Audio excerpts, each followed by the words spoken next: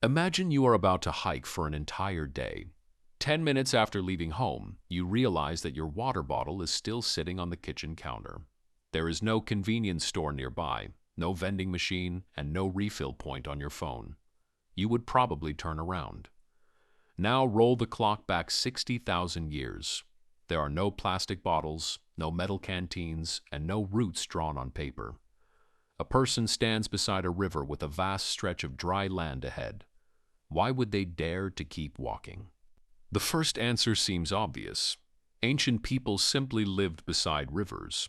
Whenever they were thirsty, they bent down and drank. Why would they need a bottle? That answer may explain a campsite, but it cannot explain a journey. Game animals did not report to the river on schedule, and edible plants did not line up around the water's edge. Searching for stone, scouting unfamiliar ground, or visiting another group could all pull people farther and farther from water. The moment they left a reliable source, distance became a countdown.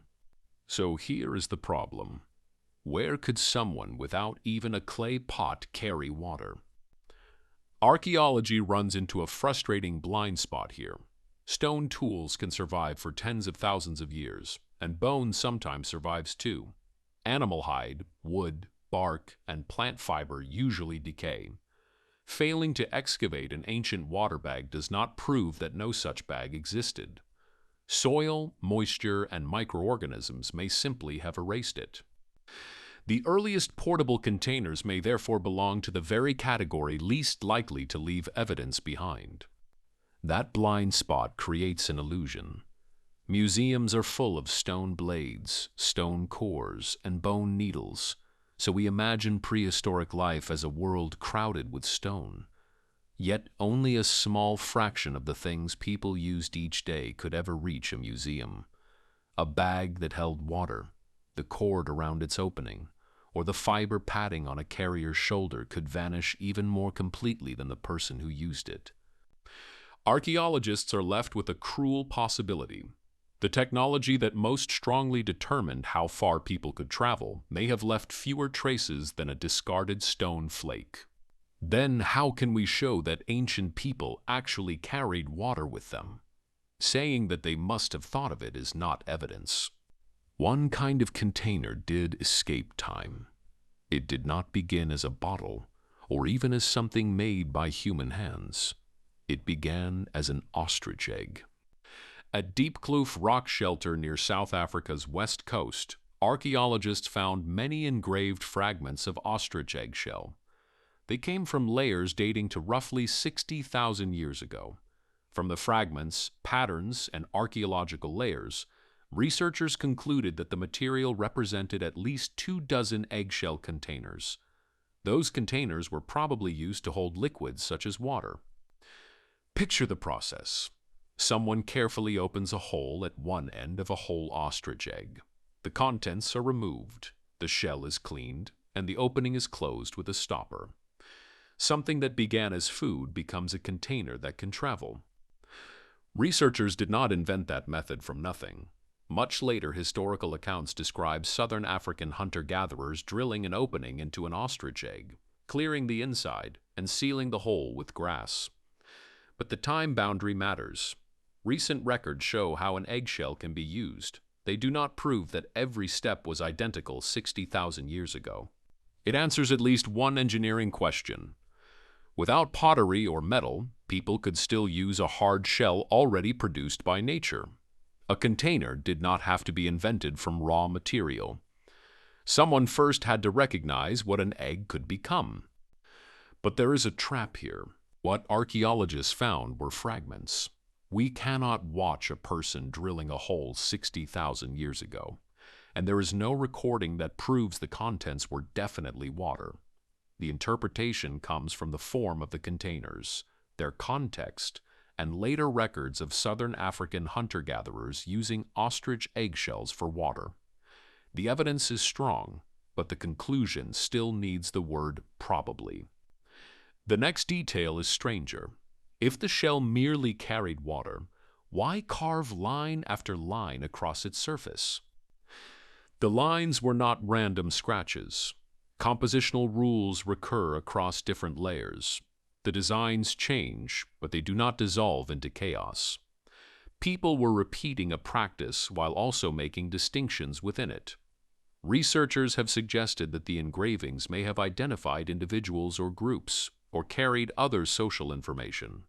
In modern terms, imagine everyone placing the same bottle on one table. You need some way to know which one is yours. People 60,000 years ago had no printed name labels, but they may have had another system of marks. That interpretation is not certain. Yet it opens a larger question. Once portable water containers appeared, did they change only the way people carried water? A container can change the shape of a journey. Without portable water, a person's range is pulled tight around its sources. Every trip must be measured against the chance of returning before thirst becomes dangerous. Carrying water creates a buffer. People can reach a more distant stone source, follow animals out of a river valley, or take a longer route between two known places to drink. Break a trip into its individual decisions, and water appears in every one of them. Carry more in the morning and you can turn back later, but more water means more weight on your shoulders and less room for stone or food on the return trip. Carry less and you move lightly, but your route must stay closer to reliable water. If a pool turns out to be dry, the whole plan can collapse. Keep going, turn back, or detour toward another source. Every choice consumes what remains. Modern people hand these calculations to measurement marks, weather apps, and navigation. Ancient people had none of those interfaces, but the cost of getting the calculation wrong was no smaller. Do not turn this into a story in which a bottle suddenly lets humans cross any desert they like. A container does not create water. Whatever you take must still be carried by muscle. Eggshell can break, hide can leak, and heat and distance do not become friendly just because a technology exists.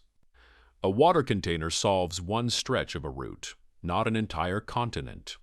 So what covers the remaining distance? Part of the answer is stored in the mind. For people who lived in one region for a long time, water was not a blue dot on a map. It might be a rock hollow that filled only during the rainy season, a riverbed that still seeped water in the dry months, plants that turned green at a particular time of year, or terrain clues connected to animal movement. We must be cautious. Similar methods appear in modern hunter-gatherer and traditional ecological knowledge, but no modern group's experience can simply be copied back 60,000 years. Remembering that water exists somewhere is not enough. Sources change with the seasons.